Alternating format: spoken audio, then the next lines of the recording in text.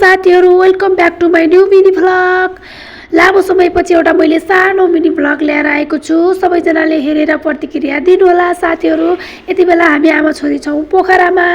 पोखराका कुन कुन ठाउँहरु घुम्यौ त हामीहरुले हजुरहरु हेर्न सक्नुहुन्छ। सबै भिडियोहरु मैले जोडेर हाल्दै जान्छु।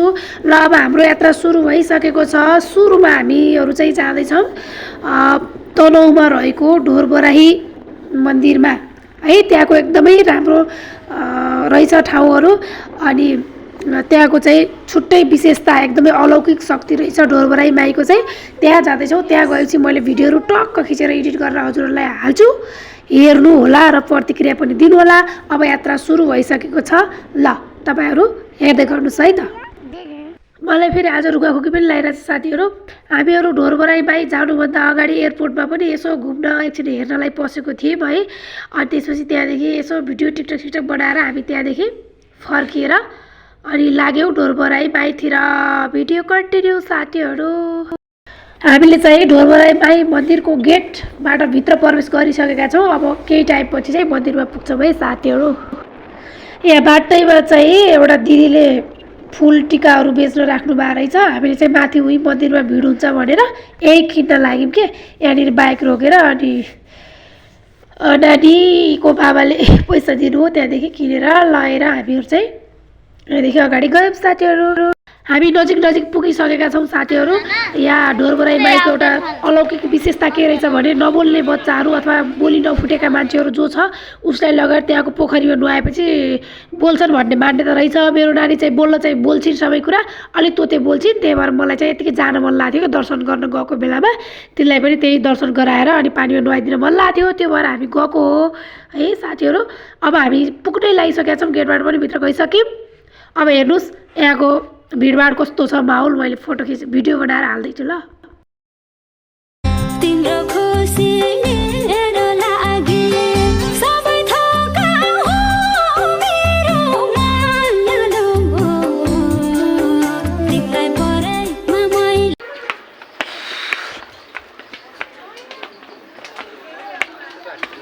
ओए होए 你别笑。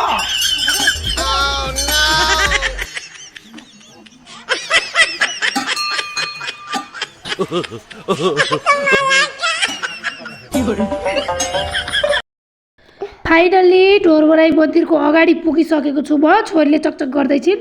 अब चाहिँ लाइन लागेर पूजा गर्ने यहाँ के गर्ने कामहरु सुरु हुन्छ साथीहरु। ल लेट्स गो। भिडियो हेर्दै गर्नुस्।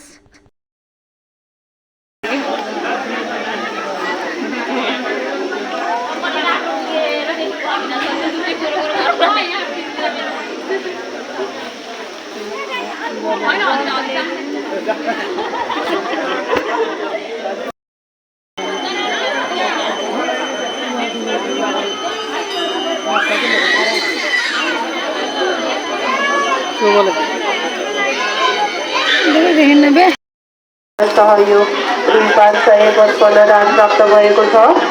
उहाँलाई ढोरबराही क्षेत्र संरक्षण धन्यवाद दिन चाहन्छु उहाँको परिवार सुरक्षाको समितिका साथै यस ढोरबराही माताले उहाँको सम्पूर्ण मनोकामना पूरा गरिदिनुहुन्छ भनेर हामीले विश्वास गरेका छौँ। त्यसै गरेर हामीले महादेशमा ढोरबराही माताले उहाँको सम्पूर्ण मनोकामना पूरा गरिदिनुहुन्छ भनेर हामीले विश्वास गरेका छौँ।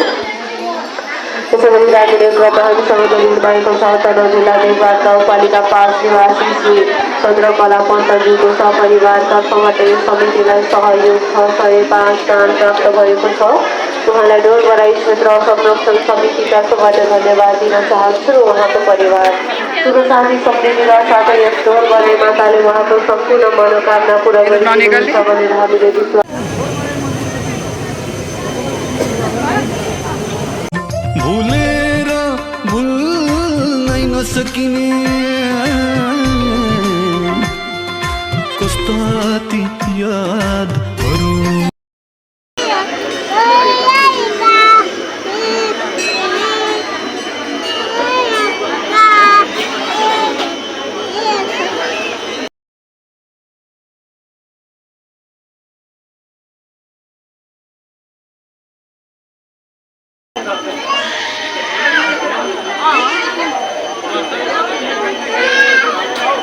पाल्नुहुने सम्पूर्ण भक्तजनहरूमा हार्दिक स्वागत गर्न चाहन्छौँ र यस डोर बराही तिम्रो खुसीको लागि सधैँ सधैँ रुन पनि राजी छु म सधैँ सधैँ रुन पनि राजी छु म मलाई कडा ठान्छौ भने माया झुटो मान्छौ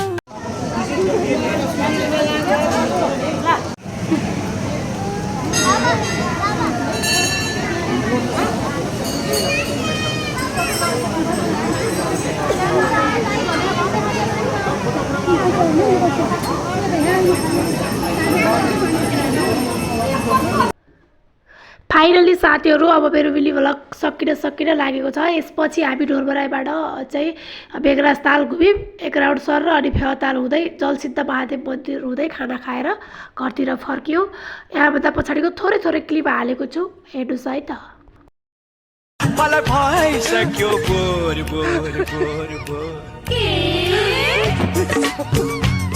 के आओ के लो जुहार लाउना जड्का आओ के लो जुहार लाउना जड्का राम्री भएर आइछौ त सानी जानी गरी आयो कि नजानी खोलीको किनारा मैले माया सानो गरेकै थिइन राम्री भएर आइछौ त सानी जानी गरी जुनेली रातै रातैमा म भुले तिम्रो बातै बातैमा जुनेली रातै रातै खोलीको लौ खायो खोलीको माछीको